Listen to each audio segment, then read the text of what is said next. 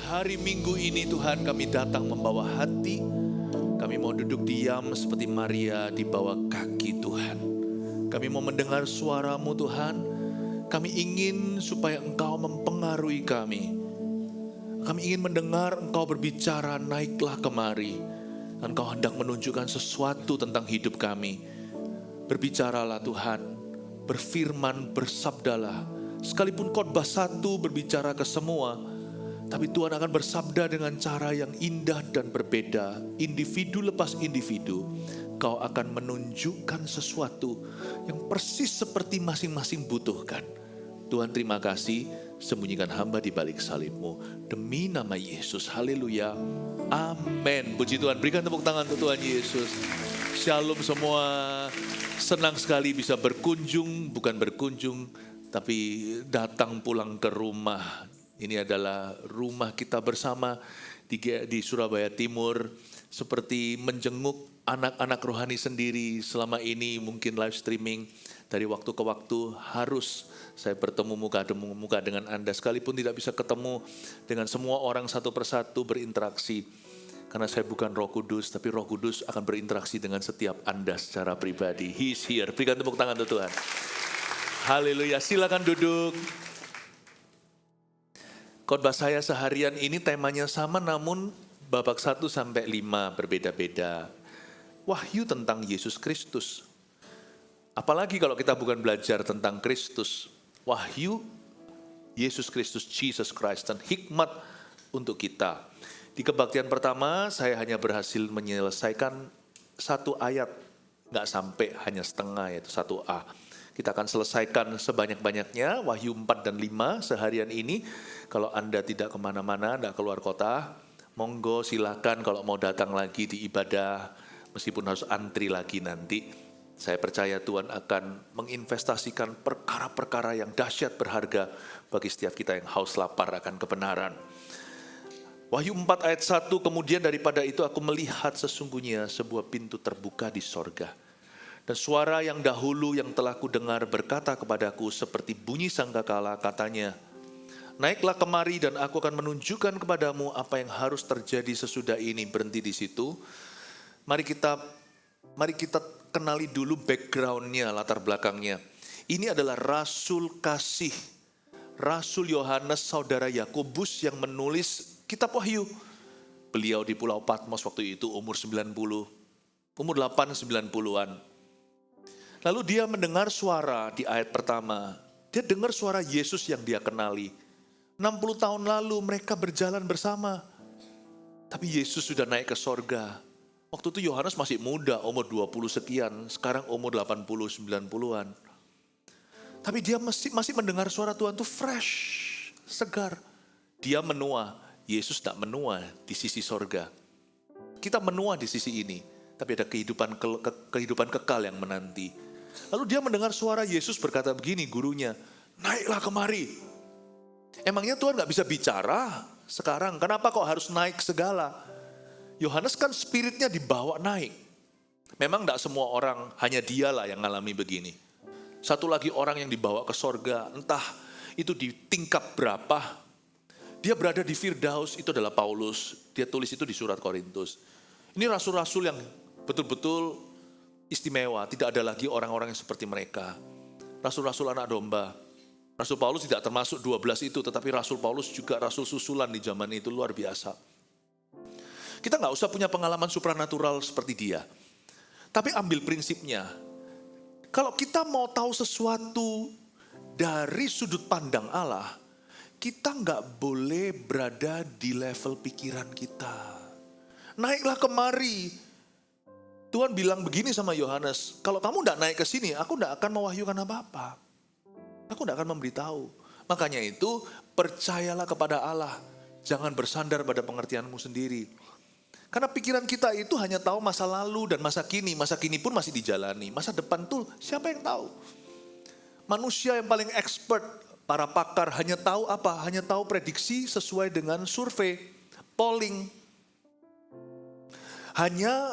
Kita ini manusia hanyalah makhluk trauma. Kita hanya bisa merumuskan sesuatu yang kita telah pelajari kemarin. Sedangkan masa depan masih ada perkara-perkara tidak terduga. Makanya smart. Orang Kristen anak Tuhan yang datang ke gereja itu untuk cari kehendak Allah, bukan hanya untuk beribadah. Makanya smart.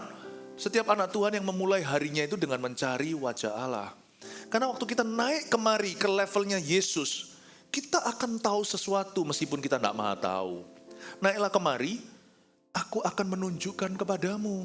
Makanya saya suka dekat Allah. Bukan karena saya sok dekat sama Tuhan atau saya rohani.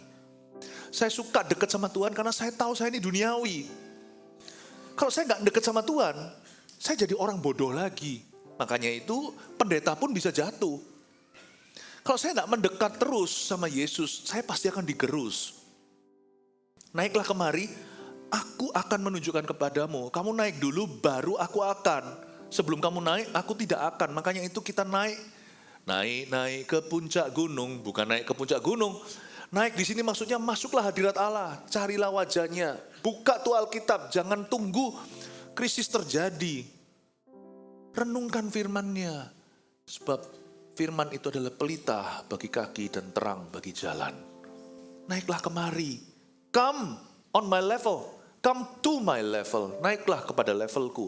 Aku akan menunjukkan kepadamu apa yang harus terjadi sesudah ini. Di hadiratmu aku puas. Pertama-tama masuk hadirat Allah itu kita yang gelisah galau dipuaskan.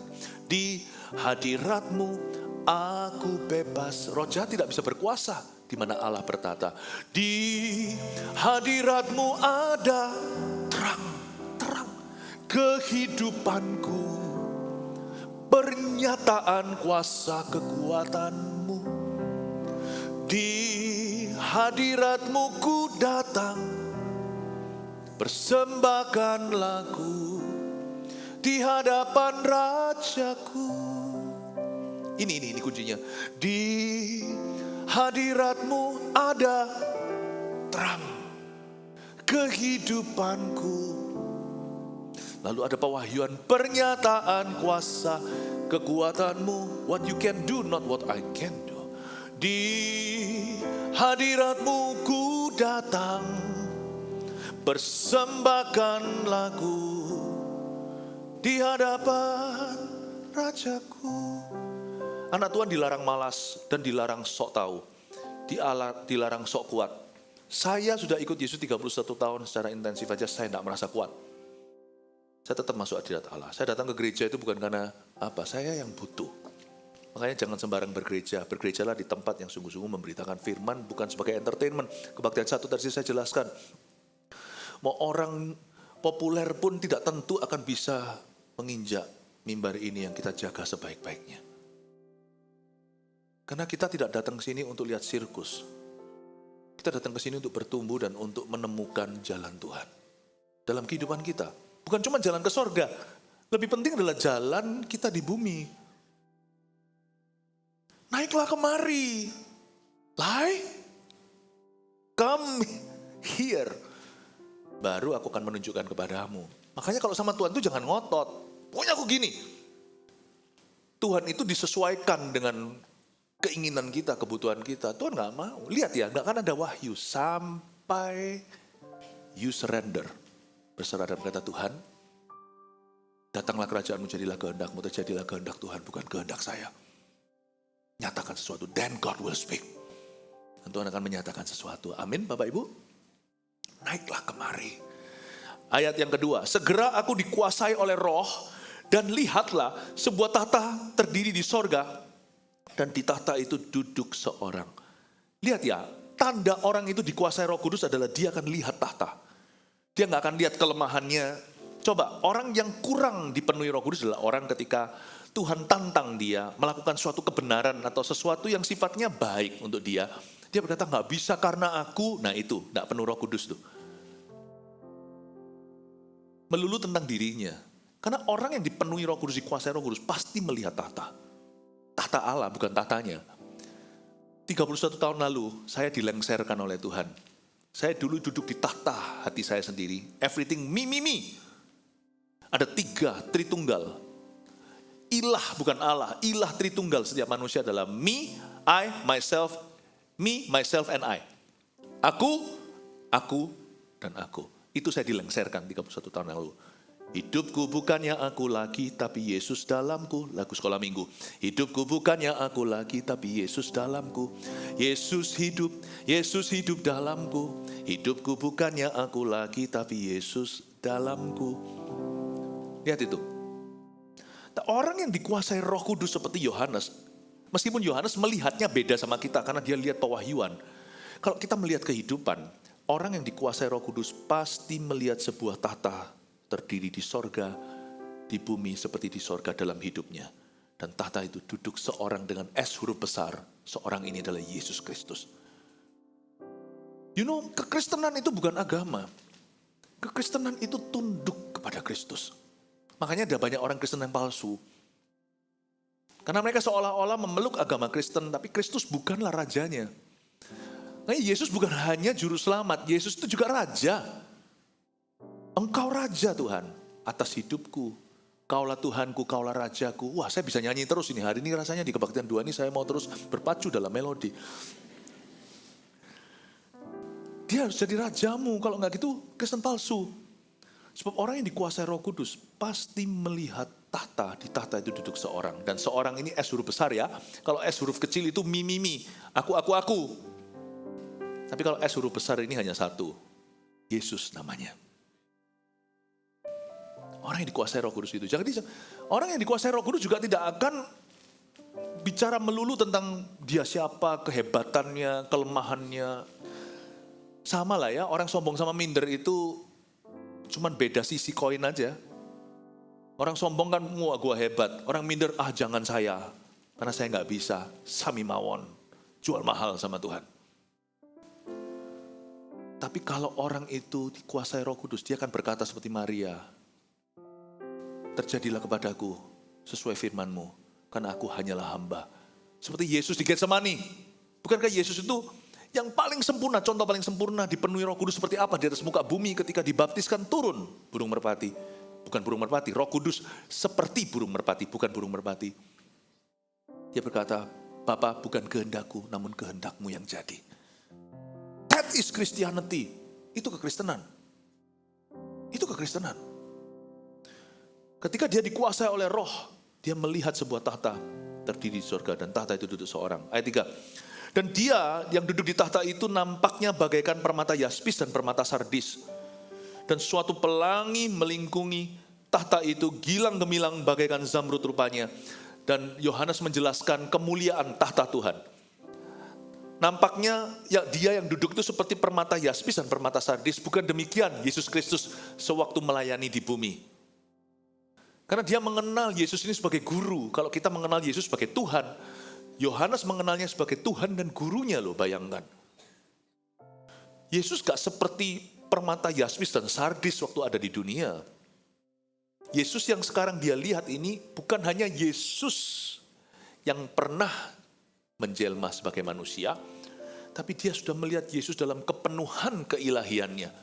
Meskipun Yesus selama di bumi tetap 100% ilahi, tapi sekarang dia ilahi saja. Dia pernah menjadi manusia, tapi sekarang dia ditinggikan di atas segalanya. Yohanes berkata, aku melihat tahta itu. Sama Tuhan itu mesti respect. Sama Tuhan itu harus honor, harus hormat. Kita sama Tuhan itu gak boleh sok dekat, sok akrab. Meskipun kita boleh intim dengan Tuhan Yesus atau punya hubungan yang dekat. Tapi jangan sampai SKS, sok kenal, sok akrab. Sok dekat, SKSD. Jangan SKSD. Hari ini saya belajar sesuatu juga dari GMS Surabaya Timur. Datang antri udah dari jam berapa tadi? Saya lihat tadi kebaktian belum selesai. Saya memang harus minta maaf secara publik dan umum, saya sering kali overtime. Membuat pusing kepala kadang-kadang di sini harus ya itu masih PR saya, ya doakan semoga saya berhasil. Tapi tadi waktu saya melihat di sebelah situ dan mata saya bisa melihat dari kira-kira kaca sebelah sana, lihat orang-orang udah pada antri. Antri itu jangan Yesus yang antri untuk nunggu lihat kita. Kita yang antri. Saya enggak GR, Anda tidak datang sini untuk lihat saya, enggak.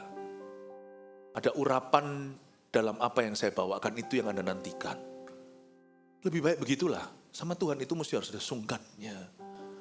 Harus ada bahasa Ibraninya paisenya. Harus ada. Sama Tuhan itu jangan gampangkan. Saya paling gak suka di masyarakat orang yang suka gampangan orang, sungguhan. Ini nggak menyindir siapa-siapa, nggak. Tetapi saya sendiri nggak mau jadi gitu. Suatu hari saya itu kenal sama, saya pernah berurusan dengan satu orang. Dia lebih muda lagi dari saya.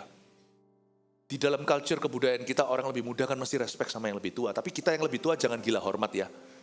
Saya nggak ngamuan, saya nggak emosian, saya nggak tersinggungan. Karena Tuhan nggak begitu, saya nggak begitu.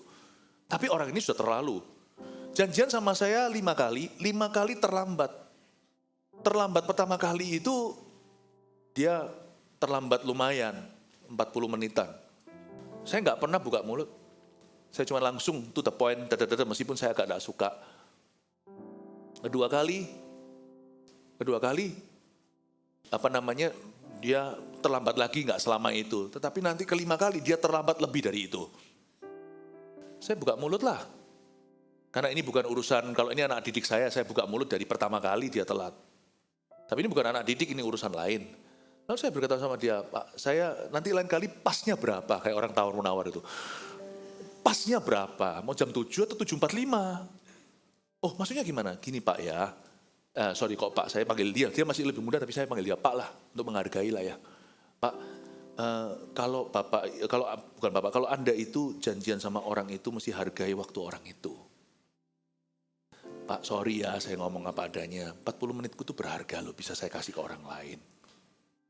Tolong jangan, maksudnya dalam kata-kata jangan gampangkan saya. Bukan gila hormat. Karena jangan gampangkan keluarga saya. Waktu saya itu berharga untuk mereka. Atau untuk orang lain, untuk jemaat saya dan sebagainya. Tolong Anda yang konsekuen. Dengan kata lain, lu telat sekali lagi tak tinggal. Janganlah kita jangan sok dekat, sok akrab. Sama Tuhan itu jangan leye-leye datang, santai lah. Santai bro. Yo bro, dia bukan bromu. Dia seperti permata sardis dan yapis. Dia itu glorious. Datang lebih awal lah. Pulang lebih telat. Jangan terburu-buru ke tempat parkiran. So what kalau kita telat pulangnya agak terlambat. Sama Tuhan itu datang itu nunduk. Pernah lihat orang kalau datang ke kuil berhala? Disuruh ini, suruh naik tangga, pakai bunga, pakai apa, semua dilakukan.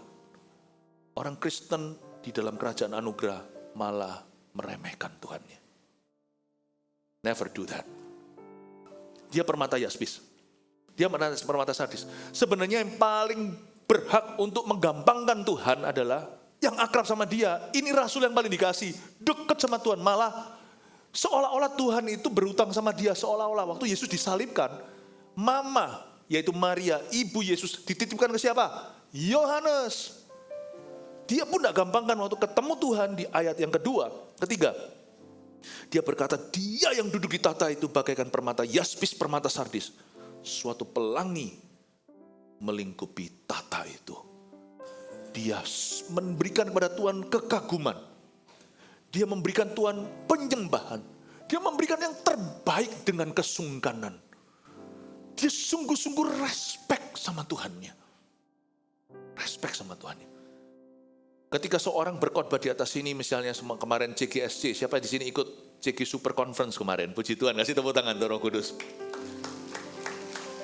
Anak-anak didik saya, anak-anak rohani saya yang berkhotbah, Pastor Quotian, Pastor Moro dan sebagainya. Waktu mereka khotbah, saya menganakkan diri. Mereka pengalaman masih junior dibanding saya. Saya duduk dan mendengarkan untuk menerima dari mereka.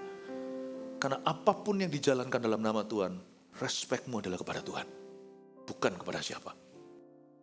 Kalau kita datang memberikan persembahan, saya belajar sekali dari anak-anak Eagle Kids kita. Mereka itu datang itu begini kalau memberikannya. Kalau kita berdoa di akhir ibadah kan liturgi kita. 2 tangan gini loh diajari sama Kak Pau-Pau. Begini. Dan mereka sungguh-sungguh merem dan berdoa. Karena persembahan yang kau berikan pada Tuhan adalah untuk Tuhan. Meskipun pemakaiannya untuk manusia yang kita layani. Saya ingin untuk kita punya respect yang tinggi sama Yesus Kristus. Gak kalah sama kuil berhala. Gak kalah sama agama. Tahukah bagaimana orang Yahudi di Tanah Suci, termasuk orang-orang Muslim di Timur Tengah, di tanah-tanah yang dikeramat sucikan. Mereka datang ke sana suatu hari, waktu kita pergi ke Israel, ada beberapa di sana itu. Waktu di tempat-tempat sembahyang, gak ada orang sembahyang loh. Gak ada orang sembahyang. Ada yang ketawa ketiwi. Itu ditegur sama pengawasnya. Jagai ya, jagai kesakralan tempat ini. Bayangkan, mereka itu begitu, nggak ada ibadah, nggak ada doa, nggak ada apa. Maksudnya ada beberapa orang datang ke sana, foto-foto Instagram diberitahu. Jagai kesakralannya. Tapi apa bolehkah kita itu karena menghargai Tuhan kita itu izinkan ibadah mencekam? Tidak. Tidak. Saya nggak pernah loh. Kalau ada yang jalan, kemana kamu? Enggak, ada yang rame. Bolak-balik kalau lagi handphonenya nyala. Saya tahu nggak sengaja lah. Mana ada orang itu gila. Minta diperhatikan seluruh jemaat. Kering gitu. Nggak akan lah ada orang yang cari perhatian gitu kalau waras. Orang itu sendiri gugup, nggak perlu kita takut-takuti. Nggak pernah di gereja kita kan main yang dimarahi. Anak kecil nangis lalu berkata, pergilah kau ke neraka. Nggak ada kan? Nggak ada. Tidak berarti kita boleh mencekam orang lain. Tetap kerajaannya adalah kerajaan kasih. Saya seumur hidup dalam karir pelayanan saya 31 tahun, 30 tahun lebih. Cuman sekali waktu di Kuala Lumpur, Malaysia, di CYC atau di FGA, gereja FGA di sana, gereja orang Malaysia. Itu saya tegur itu cuman sekali karena saya tahu, Roh Kudus beritahu, lalu saya memang melihat nanti terbukti, itu orang ngajak 1-2 baris, itu ngajak satu kampung untuk keluar tidak mendengarkan firman dalam sebuah KKR. Saya cuma tegur sekali, 30 tahun just once. Saya nggak pernah. Ini bukan berarti boleh malpraktek. Ya, mentang-mentang menghormati Tuhan lalu kita lukai hati orang, enggak. 30 tahun just once. Itu pun orangnya waktu saya tegur, dia keluar seperti ikan kepanasan, lalu habis itu dia kembali, tak lama kemudian dia bertobat terima Tuhan. Itu pernah sekali aja, selain itu saya enggak pernah. Biasanya kalau ada orang yang kering nyala gitu saya berkata, titip salam ya. Anak nangis itu bagi saya melodi. Anak saya sekarang gak nangisnya suara begitu. Anak saya semua udah besar. Makanya bapak ibu yang punya anak masih kecil, kalau anaknya nangis jangan dimarahi, dipeluk aja. Itu suara kayak musik, karena nanti suatu hari mereka gak nangis di pundakmu seperti itu. Saya gak apa-apa, anak mau lari gitu saya bilang halo. Pernah sekali di Israel saya khotbah di lembah di satu tempat outdoor begitu kemarin ini, lalu satu kelompok turis ziarah dari Amerika, kira-kira ada 50 orang lewat di depan begini. Semua cuma udah tegang, nggak tahu Anda ada nggak di sana waktu itu. Saya malah ajak ngomong, saya salami, santai aja. Just because our God is holy, hanya karena Tuhan itu suci, tidak berarti dia jahat. Tapi jangan sampai kalau kita itu diberikan kemurahan, kita jadi kelewatan, itu gak boleh. Saya sama Tuhan gak pernah, Tuhan itu 31 tahun saya kenal Tuhan gak pernah marah-marahi saya. Tuhan sekali aja marahi saya. Seringkali kan kita merasa Tuhan marah, tapi gak terbukti kan. Saya sungguhan dimarahi Tuhan itu tahun 94, itu ada ceritanya. Itu pun hanya 24 jam setelah itu saya dapat firman di Yesaya 54 seperti Nuh. Seperti air bah, aku tidak akan lagi membanjiri bumi dengan murka. Aku tidak akan marah sama kamu lagi. Itu pun salah saya. Tahun 94 saya mau meninggalkan panggilan saya. Saya mau ganti major. Saya berkata, sudah aku nggak mau jadi pendeta. Kayak Yunus gitu, tahun 94 saya pernah. Itu saya di sekolah Alkitab sudah tahun kedua. Saya berkata, aku nggak mau jadi pendeta. Aku nggak mau, aku mau kejar cita-citaku yang lainnya. Supaya Anda tahu, kami ini ada di pelayanan bukan karena kemauan kami, tapi karena panggilan Tuhan. Saya berkata, aku gak mau. Itu Tuhan betul-betul peringatkan saya setelah berminggu-minggu saya sungguh niat tinggalkan dan baru Tuhan marah sama saya sekali itu. 31 tahun Tuhan gak pernah marah sekalipun, bukan berarti saya anak baik. Saya ini nakal. Tapi Tuhan tuh gak ngamukan. Gak ngamukan. Jadi saya ingin Anda untuk tahu bahwa Tuhanmu itu tidak pemarah, dia itu panjang sabar. Amin Bapak Ibu Saudara. Tapi justru janganlah kau remehkan kesabarannya dan gampangin dia. Soal waktu jangan gampangin, soal kesempatan jangan gampangin, soal talenta jangan gampangin.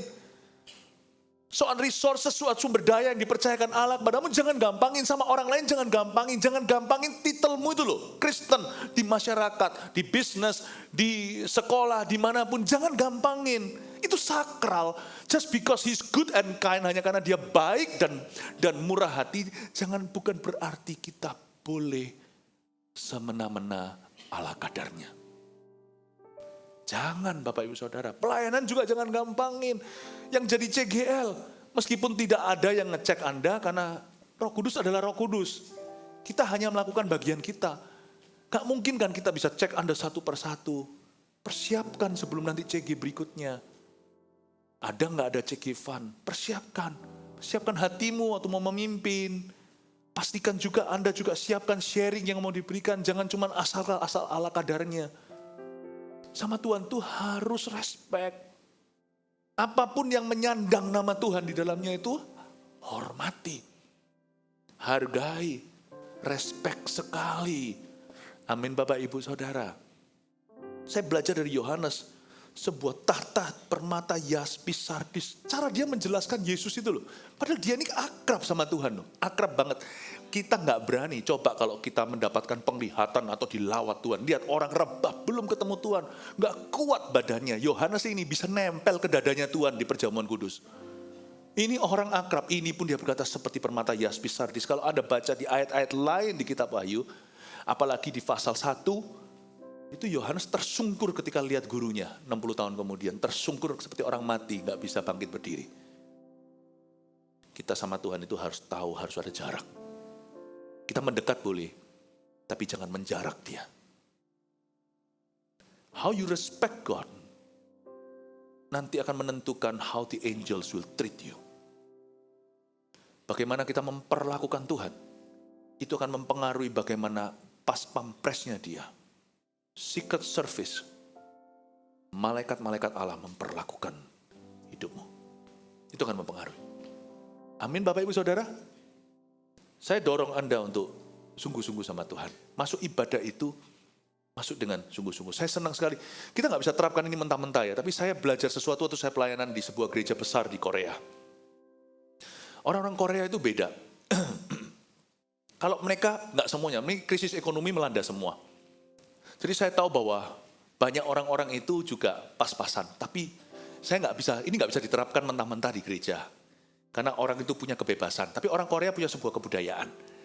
Mereka datang ke gereja, mereka berpakaian rapi dan terbaik. Sehari-hari mungkin mereka pakai baju itu side A, side B. Ya, nggak seperti seindah drama Korea, percayalah. Di sana itu orang-orang juga ngos-ngosan. Ya tentunya mesti ada orang yang gak terpengaruh, tetapi banyak juga namanya krisis ekonomi melanda. Lalu saya melihat di situ kalau mereka datang ke ibadah itu ya, datang sungguh-sungguh dan mereka rapi-rapi. Jemaat bukan usher, semuanya pakai jas, pakai dasi, rapi-rapi. Suami istri datang ke gereja, Padahal datang ke gereja itu dia itu hari biasa, Senin sampai Jumat. Ini bukan hari Minggu ibadahnya. Senin sampai Jumat jam 6 mereka di gereja, ibadah lalu ke kerja. Orang Korea jangan ditirulah. Kita gak tentu bisa. Lalu pulang kerja, mereka gak langsung pulang ke rumah. Mereka ke gereja dulu, setiap malam itu ada doa. Dan mereka datang itu pakai baju rapi, datang. Orang Korea itu punya satu tradisi, untuk Tuhanmu kau harus rapi. Untuk Tuhanmu kau harus sungguh-sungguh. Saya kira saya seorang sebagai pengkhotbahnya. Saya gak seorang, saya lihat semua datang ke ibadah. Rapi semuanya, pakai dasi datang. Gak bisa diterapkan sekali lagi. Ya, waduh Pastor Philip saya bayar tagihan aja beli dasi. Saya ngerti. Saya lebih cocok Korea daripada Amerika. Saya pernah sekali datang di sebuah gereja di Amerika yang kayak hippie-hippie gitu. Itu pakai celana pendek datang dan sendal jepit. Lain cerita kalau dia nggak punya sepatu, dia punya. Dia datang nyantai gitu, lalu doanya, bro, manggil Yesus bro. Saya itu sampai, hah? Saya kagum lah, mungkin level rohaniku nggak seperti mereka lah. Mereka ini jauh lebih dekat sama Tuhan, ini sarkastik ya. Saya rasa mereka itu sudah di level yang berbeda lah, saya nggak mau ke situ. Kenapa cara mereka memperlakukan itu, saya tidak suka cara orang memperlakukan ayah saya dengan sembarangan. Sebut nama Tuhan aja tidak boleh sembarangan kok. Datang ke ibadah dengan sembarangan. Don't do that. Pakai celana pendek, pakai jepit gitu aja. Tapi kalau ngedit, kalau kencan, ya ampun. kelihatan prioritasmu lah. Bapak Ibu, dia permata sardis, permata yapis. Paham maksudnya? Anda punya permata berlian berapa karat? Saya nggak ngerti berlian by the way. Kalau karatnya besar bukan karatan. Nggak mungkin kotak berlianmu dari kertas koran. Apa yang membuat orang kaya itu susah sekali? Karena harta yang mereka punya dalam bentuk apapun, mereka harus punya kontainernya yang sama mahal atau yang sangat mahal. Jam tangan yang macam-macam itu harus ada. Nggak mungkin kan dikasih kotaknya terang bulan. Kalau itu permata Anda kasihkan simpen di kontainer mungkin tidak semahal permata itu tapi mahal pula. Kalau Tuhanmu mahal, kontainernya tidak harus mewah. Tapi harus kau pikirkan yang terbaik untuk Tuhan. Anda datang pasti kita ini kontainernya. Kita pasti memberi yang terbaik. Ayat ini sangat berbicara tentang sikap hati banyak orang Kristen yang sudah melenceng dari pengakuan imannya. Bahwa Allahnya itu berharga. Jangan sampai kita yang tidak percaya hukum karma justru membuat Tuhan terasa murah. Sedangkan hukum karma kan bunyinya begini. Lu jadi orang jahat nanti besok lahir lagi reinkarnasi maksudnya. Jadi kucing lu. Bukan jadi singa. Jadi takut. Kita orang Kristen, by grace alone. Kasih karunia. Toh Tuhan terima apa adanya. Kita bisa dosa sembarangan. Dan kita bisa ala kadarnya. Melayani Tuhan. Never do that. Amin Bapak Ibu Saudara. Saya harap pelajaran pertama kita di dalam gereja bukanlah sebelum mengasihi sesama. Dan sebelum hikmat yang lain. Hikmat ke-1 bermula dari takut akan Allah. Permulaan hikmat bukan? Kasihilah Tuhan Allahmu. Dengan segenap hatimu. Itu dulu. Lalu semuanya follow up. Semuanya mengikuti. Lalu lihat lagi sekarang ya, saya kasih tambah beberapa informasi ayat 3. Dan dia yang duduk di tahta itu nampaknya bagaikan permata yaspis dan permata sardis. Dan suatu pelangi melingkungi tahta itu. Ada pelangi melingkung ya, pelanginya pasti melingkung. Ya, kalau lurus namanya pita. Pelangi yang melingkung, pelangi-pelangi alangkah indahmu. Merah, kuning, hijau di langit yang biru. Lukismu agung, siapa gerangan, pelangi-pelangi ciptaan Tuhan. Zaman hidup di dunia masih lebih indah, karena pelangi sekarang diasosiasikan dengan LGBT. Kita nyanyi lagu itu dikiranya kita gay. Padahal zaman dulu, kalau sekarang yang anak-anak muda sekarang umur 20-an, 30 bahkan, apalagi yang lebih muda ini kaum milenial, Anda rugi. Zaman dulu ya, papa mamamu, om tantemu ini, tak termasuk saya forever koko. Sorry ya. Oke. Papa mamamu ini, om tantemu ini, dulu zaman kecil itu lagu kita seragam. Anjing apa ayo? Aku punya ku beri nama. Semua anjing zaman dulu namanya Blackie. Ya kan? Semua lagu-lagu ini udah lagu-lagu. Aku seorang, kok tahu ya, mempunyai mana-mana bila berjalan. Makanya zaman dulu orang kalau jalan brok. Zaman dulu ya. Bahkan yang jelek pun lagu juga ada, itu nggak bagus ya kan. Yang apa? Aku sedih, duduk sendiri. Itu siapa yang ciptakan itu, patut masuk neraka itu. Zaman dulu lagu-lagu ya itu membuat kita itu jadi bersaudara. Zaman sekarang terlalu luas. Ya, tapi jadi lupa saya mau ngomong apa. Pelangi, thank you. Pelangi itu adalah God's covenant of love. Perjanjian damai dan kasih Allah dengan ciptaannya menyeluruh kepada bumi. Setelah kejadian air bah dimusnahkan, zaman dulu itu semua LGBT segalanya itu sudah ada. Zaman Nuh itu gila. Sampai-sampai Tuhan harus musnahkan. Orang tanya kenapa Tuhan jahat, Anda harus tahu ya zaman itu sudah bobrok total. Sampai-sampai orang sudah mengorbankan nyawa orang lain dalam nama Tuhan. Ya undang-undi 11-12 dengan zaman ini. Cuman Tuhan sudah berjanji tidak lagi tenggelamkan dengan air bah. Tapi Injil harus diberitakan.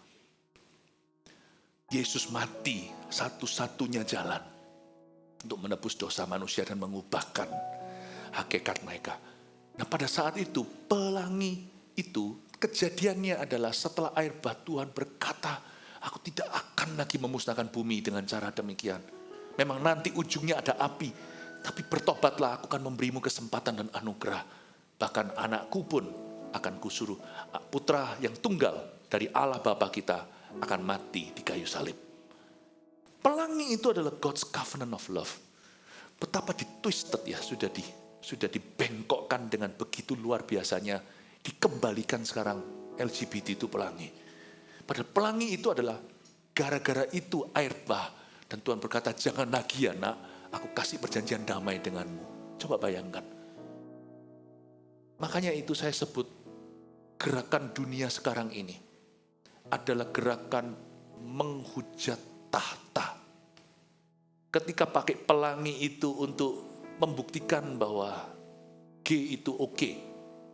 Itu seperti bukan menyerang seksualita.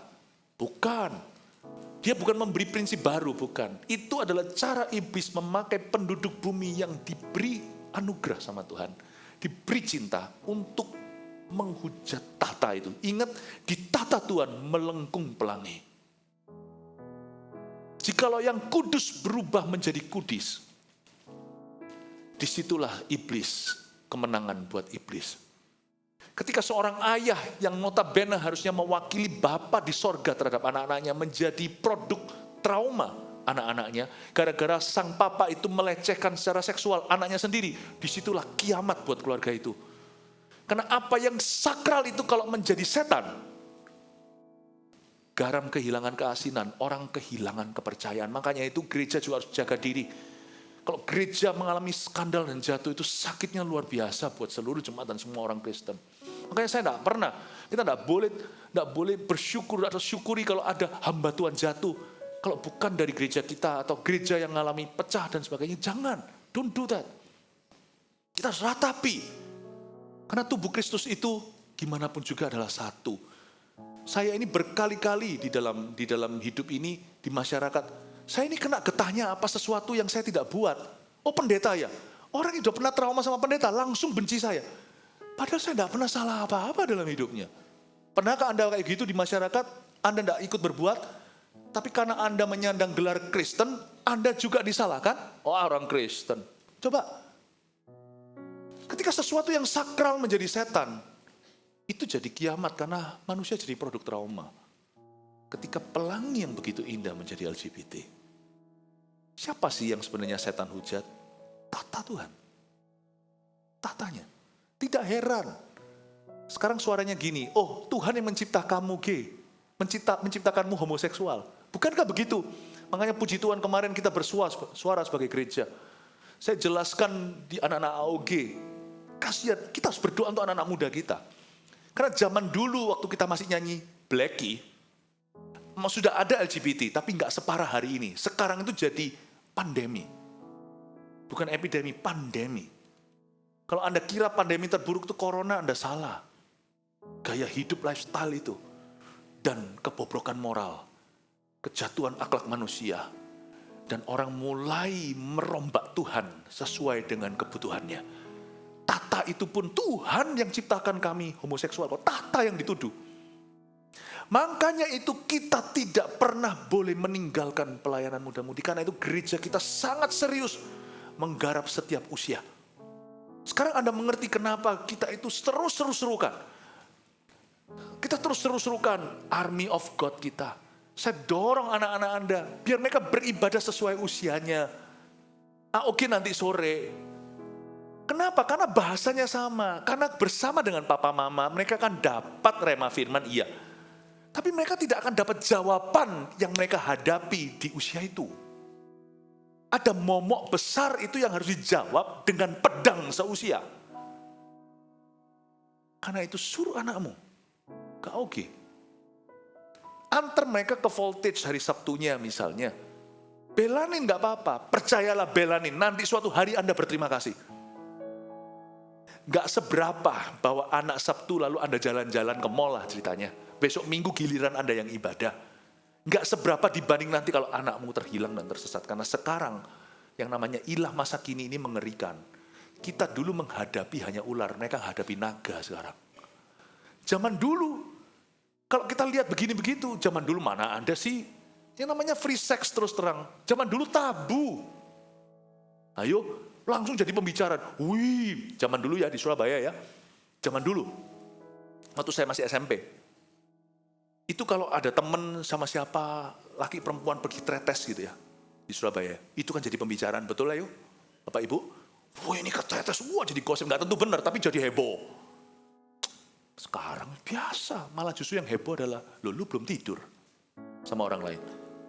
Lain, dulu Indonesia, dari dulu di negara-negara barat udah begitu. Indonesia sekarang menyusul, nggak kalah hebohnya. Zaman saya umur 18 tahun, saya ditegur sama orang umur 14 tahun, itu di malam doa bersama di gereja. Yang punya rumah itu seorang jemaat, saya di Kanada. Anaknya dia umur 14, tapi sudah lahir di sana. Jadi papa mama ngomong bahasa Indonesia, tante, anaknya Inggris, saya umur 18 tahun. Saya ikut doa karena saya yang ejeng-ejeng gitar. Waktu di break minum teh, ya kan, minum sup, itu malam pukul 12, ngobrol-ngobrol lah anak-anak muda. Lalu dia berkata, hey Phil, umur 14 di sana kan, mau lebih tua gimana kan nggak ada panggil koko cici, nggak ada, mas mbak nggak ada. Panggilnya nama, hey Phil, dia bilang, have you ever kissed a girl? Bilang, no. Have you ever slept with a woman? Pernah tidur sama perempuan enggak? Nggak pernah. Are you straight man? Hah? Kamu lurus tah? Dia bilang, umur 14. Zaman dulu, itu tahun 92. Orang masih geleng-geleng kepala, anak macam apa. Sekarang semua gitu. Sekarang semua gitu. Zaman dulu pornografi namanya blue film. Itu saya tidak mau munafik, saya beritahu, saya dulu di zaman-zaman sebelum saya bertobat, saya juga nakal. Meskipun, masa sih pas film tidak kelihatan? Iya, tidak kelihatan. Saya dulu bandel, kasihan yang jadi papa mama saya. Dulu ya, teman saya itu dapat blue film, PHS video. Itu heboh satu kelas, wah semua pada mau pinjem. Tapi untungnya teman saya ditangkap basah bawa itu ke sekolah.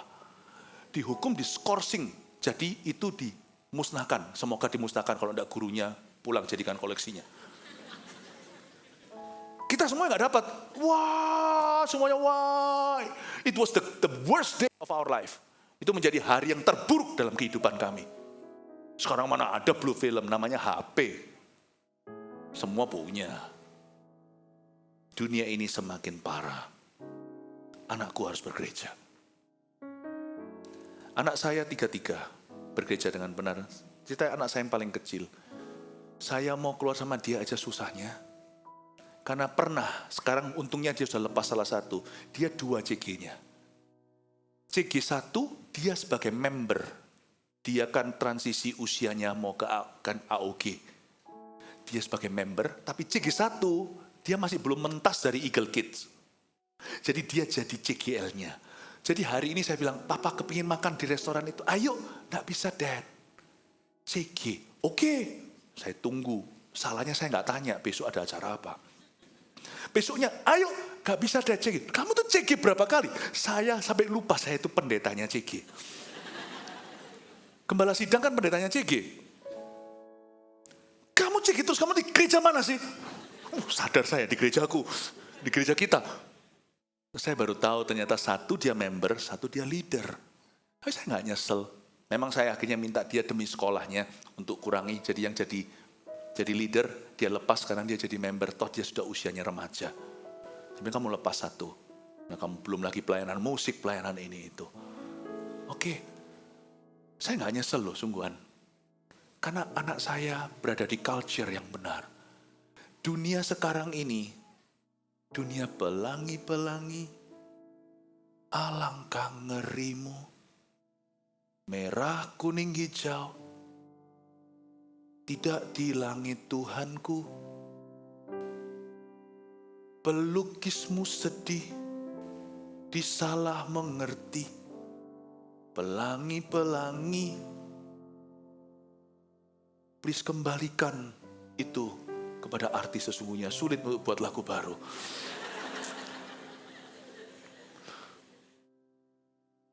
Anak-anak muda tahu kan, ya what I'm talking relevan, betul kan? Saya beritahu, kasihan kalian. Kalian tinggal di dunia yang jauh lebih neraka daripada zamannya papa mamamu yang nyanyi aku seorang kapiten. Karena itu kita harus dukung mereka. Gereja kita harus sungguh-sungguh dengan orang-orang mudanya. Please dukung kami, support kami. Please support kami untuk perintisan gereja-gereja di mana-mana anak-anak muda kita entaskan. Bukan hanya untuk orang-orang tua. Dan dukung Army of God, dukung Eagle Kids ya.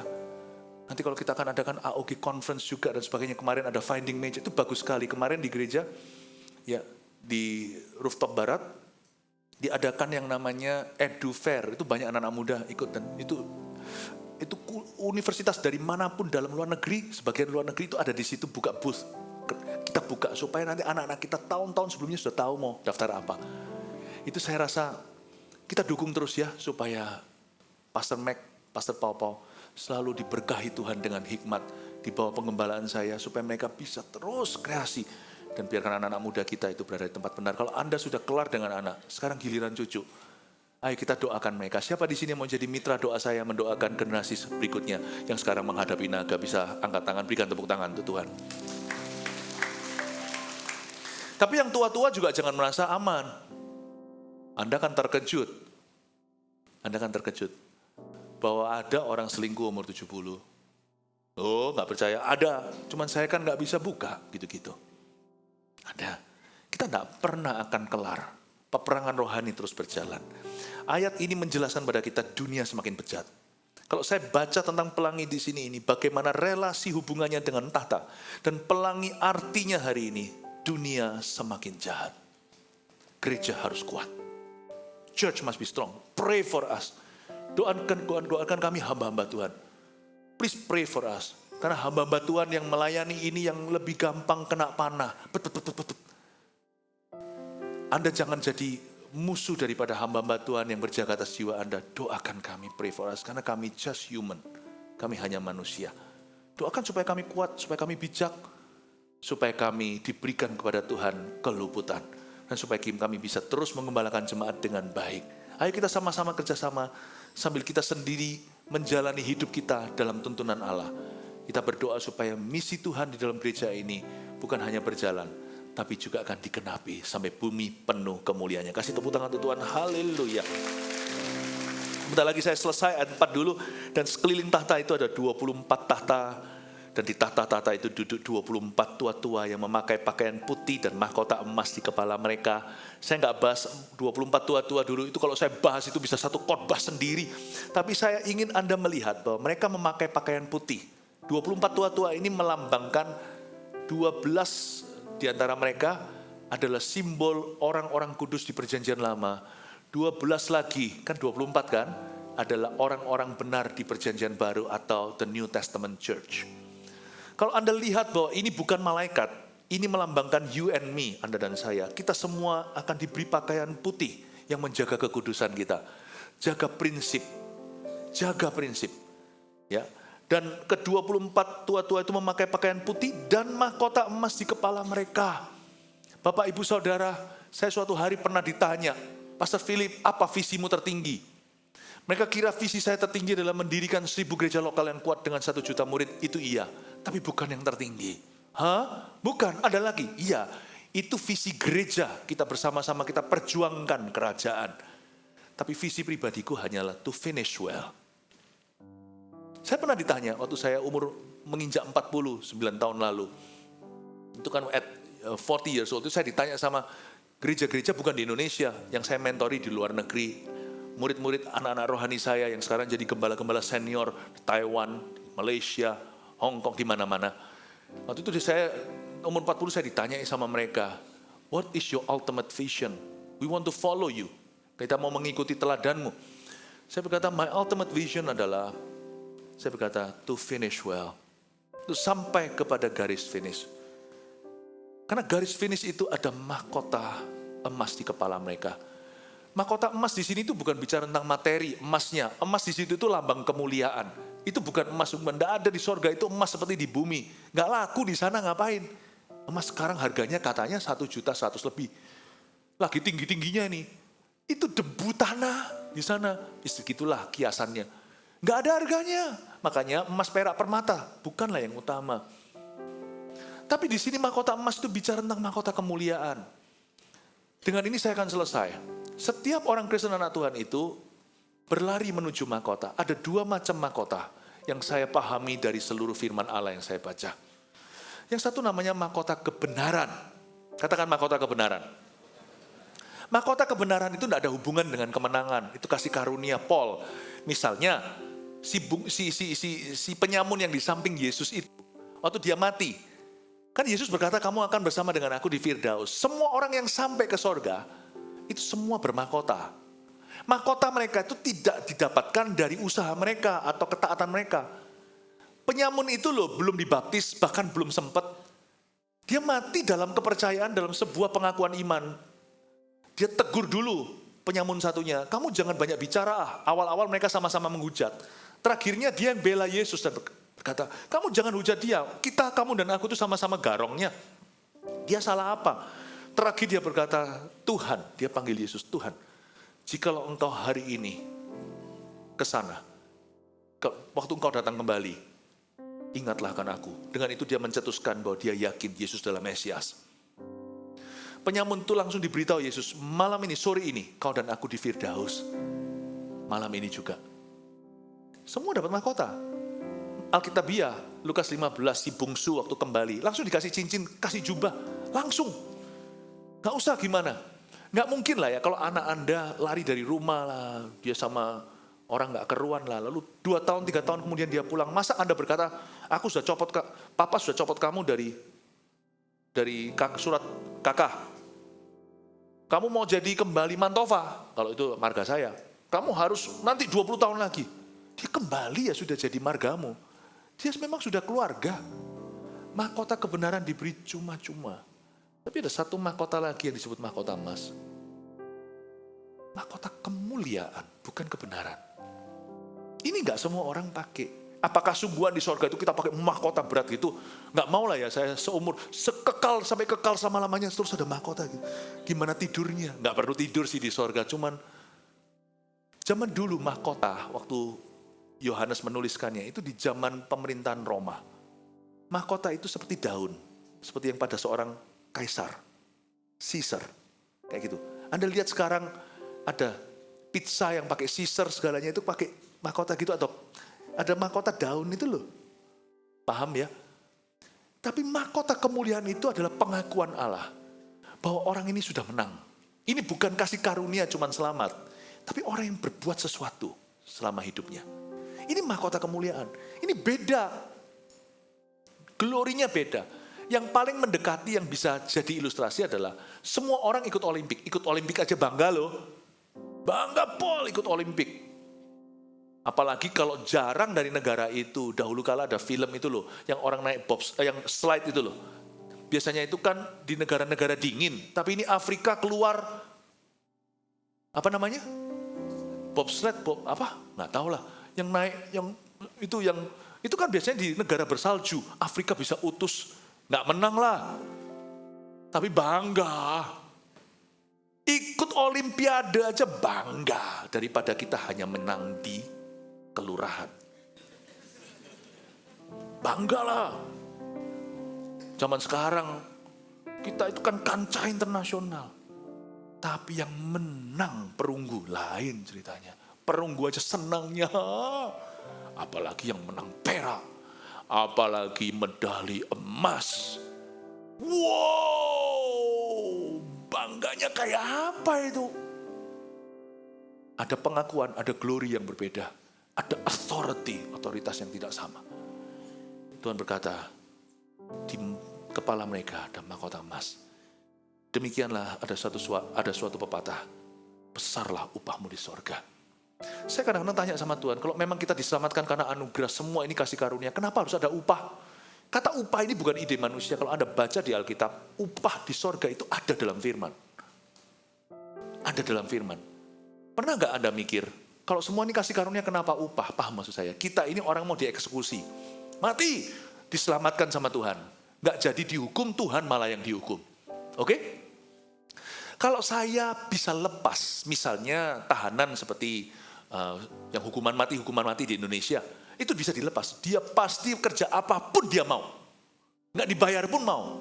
Betul nggak? Memang orang bisa lupa setelah 10 tahun dia lupa diri juga bisa. Kacang lupa kulit juga bisa. Tapi pada dasarnya kita pasti akan super kamsya. Kita bisa selamat. Meskipun yang mempekerjakan dia itu tahu bahwa dia berutang budi, kalau yang mempekerjakan dia itu baik hati, nggak mungkin enggak lah. Saya kadang-kadang kalau makan, saya cerita gini bukan bangga ya, tapi saya kasih ilustrasi bahwa Tuhan itu kalau tinggal di hati seseorang, orang itu tidak akan pelit, tidak akan kikir. Saya kalau makan di tempat di restoran, baik itu yang harganya murah biasa ataupun yang mahal. Kalau saya makan, apalagi kalau yang harganya mahal, gitu ya, meskipun traktir orang, saya melihat di situ sudah ada service charge-nya. Di luar negeri service charge masukkan sumbuan, saya nggak tahu di sini sumbuan dikasih ke pegawai nggak, saya nggak tahu. Service charge-nya belum lagi 21% termasuk ini, wah itu makan tambah segitu. Kadang-kadang kita merasa sudah kok, aku nggak kasih tips lagi, tapi saya dan keluarga saya terbiasa untuk selalu memberi tips on top dengan semua yang tertulis di sana. Kenapa? Nggak tahu ya. Meskipun saya tidak berkewajiban lagi, itu semua sudah ada di situ. Meskipun itu bukan hak mereka, karena semua sudah tertera. Ya wis kan, saya nggak bisa, apalagi waktu layani itu orangnya hamil. Begini minta teh, minta ocah, yang dingin sebentar yang panas. Ini diisi lalu dibel lagi, lupa lagi tambah supnya. Nggak tega saya. Yesus tinggal di hati itu nggak mungkin kita tegaan. Mbak, ini Pak, ya, terima kasih Mbak. Loh sudah Pak, apalagi digitu tambah nggak tega, tambah nyesel saya kok sedikit. Saya kelihatan dia hamil, layani, buat tekonya.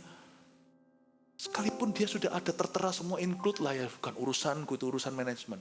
Nggak bisa begitu. Tuhan tahu kita itu nggak layak, nggak berhak. Tuhan tetap kasih kita upah. Ada sesuatu memang di hidup ini, upah dari Tuhan. Upah orang yang melayani. Upah orang yang taat. Upah orang yang berkorban. Dan juga bukan hanya di sini, karena Tuhan sifatnya bukan sampai dunia saja. Tuhan itu kekal. Pasti ada sesuatu di situ. Amin. Saya kasih satu contoh lagi ya. Ini ilustrasi apapun tidak akan mendekati asli. Karena apa aslinya itu pasti jauh lebih mulia. Pernah suatu hari saya itu sakit lututnya. Setelah saya pelayanan di Jepang, saya khotbah itu berat dalam kondisi bengkak. Lutut saya zaman-zaman sakit itu. Lalu habis itu Tuhan hibur saya. Saya bisa bawa anak saya, keluarga kami nyusul. Kami menabung dan kami bisa pergi, saya ajak keluarga saya. Lalu kami pergi ke Disneyland. Disneyland Tonda itu nggak usah terpukau, yang penting keluarga itu bahagia. Mau Disneyland atau mau pergi ke Bonbin Surabaya, tetap semuanya happy kalau hati itu bergembira. Saya ajak ke situ, tapi saya harus naik ini loh, skuter itu. Karena saya nggak bisa jalan, bengkak. Tapi anak saya masih kecil, mereka saya sudah janji, saya mau bawa liburan. Akhirnya saya dalam keadaan bengkak, saya naik skuter kecil itu loh di Disneyland. Saya itu betul-betul ego saya diiris-iris. Kenapa? Waktu lagi penuh itu Disneyland, theme park itu, saya jalan, lalu ada satu anak kecil pakai stroller. Mamanya begini. Dan mamanya sih ngobrol-ngobrol, cuek-cuek aja. Tapi saya dengan dia, saya dibalap. Itu anak lihat saya dan gini. Saya bilang, awas lu, sampai nanti aku sudah tidak bengkak, ayo lomba lari ya. Itu ya, saya itu betul-betul mengalami direndahkan hati saya. Biasanya saya kalau kerja atau kalau pergi kemana-mana melakukan ini itu tak, saya itu orangnya gitu. Sekarang saya dihina, itu bukan cuma satu stroller. Beberapa stroller. Kenapa sih anak-anak ini? Dasar mereka tidak ke Eagle Kids, nggak tahu kebenaran. Tuhan itu kasih saya upah. Waktu sampai antri, Anda tahu setiap ride, setiap apa itu antrinya. Kadang-kadang bisa 2 jam. Lagi penuh kan, panas lagi waktu itu. Waktu saya mau antri, orang bilang, oh enggak, yang sewa ini untuk orang cacat, saya dicacat-cacat kan. Dia bilang, ini masuknya fast pass, tidak antri. Nah, Dan saya bawa satu kampung sama saya masuk ke dalam, melewati stroller udah diparkir, anak-anak itu gandengan sama mamanya semuanya, papa mamanya gitu. Saya lewati mereka, saya gini kan. Karena ini skuter saya itu enggak bisa cepat, karena itu untuk orang cacat. Saya gini kan satu-satu, ada suatu kebanggaan yang dikembalikan. Nanti suatu hari di sorga, orang yang menghinamu, orang yang salah ngerti denganmu, akan ada masa-masa dendam terbalaskan, tapi bukan balas dendam. Ada waktunya kau akan ditinggikan, itulah mahkota kemuliaan. Semoga Anda mengerti setiap pengorbanan yang Anda lakukan di sini, setiap ngalah, setiap melayani, setiap investasi waktu untuk orang lain, itu semuanya tak akan kau pandang hina ya Tuhan. Berikan tepuk tangan untuk Tuhan.